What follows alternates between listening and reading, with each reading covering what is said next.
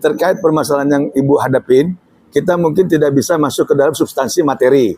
Tetapi pada intinya, apabila adanya diduga suatu perbuatan malpraktek, itu minimal harus terpenuhi dulu unsur, salah satunya memiliki satu, ada ndak surat daripada si pasien atau keluarga pasien itu menyetujui adanya satu tindakan. Itu satu. Dan yang kedua, kalaupun tersebut adanya malpraktek akibat kematian, itu minimal mereka mempunyai ndak visum. Berangkat dari dua poin penting ini, maka kita bisa ngangkat bahwa ada suatu peristiwa hukum yang harus dan layak diperjuangkan. Itu yang paling inti, pertama. Nah, terkait permasalahan ini, karena ini masih bergulir di pihak pengadilan, ya kita hanya menghimbau, betul tidak ya, untuk nantinya proses ini bisa berjalan dengan baik, sehingga putusannya hanya dimintakan untuk satunya keadilan ya Bu ya.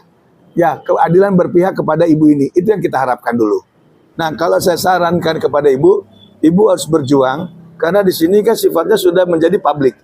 Nah, karena sudah jadi publik, sekarang atasan daripada mereka siapa?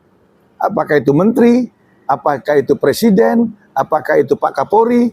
Ibu harus bisa mengakses ke arah sana agar apa? Keadilan yang ibu inginkan itu bisa muncul.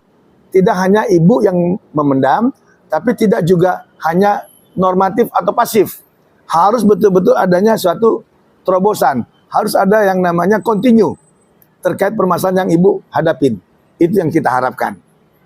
Bang, tolong diberikan masukan apabila ada personal-personal lain lagi yang mengalami perjuangan hukum seperti ibu ini. Oke, jadi yang bisa kita jelaskan tadi, kalaupun ada permasalahan hukum terkait malpraktek, ataupun adanya kelalaian sehingga mengakibatkan kematian bagi orang lain, yang harus kita benar-benar kita perhatikan adalah pada saat kematian itu terjadi, ada ndak visum resmi dari rumah sakit.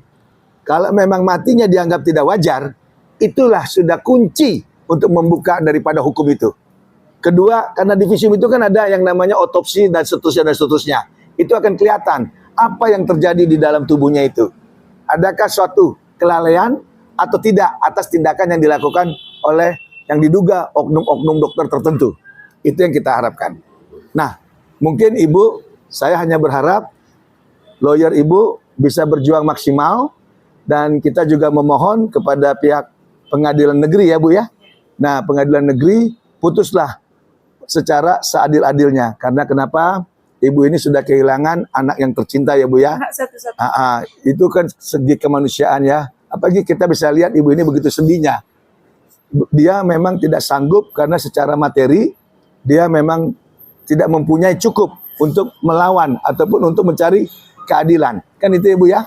Nah, ini yang kita harapkan, mudah-mudahan ada hati nurani di sana sehingga putusannya bisa memihak daripada ibu ini. Apapun itu biar almarhum ya bisa tenang di depan di Tuhan Yang Maha Esa ya. Itu aja yang bisa kita sampaikan. Terima kasih ya Bang. Siap.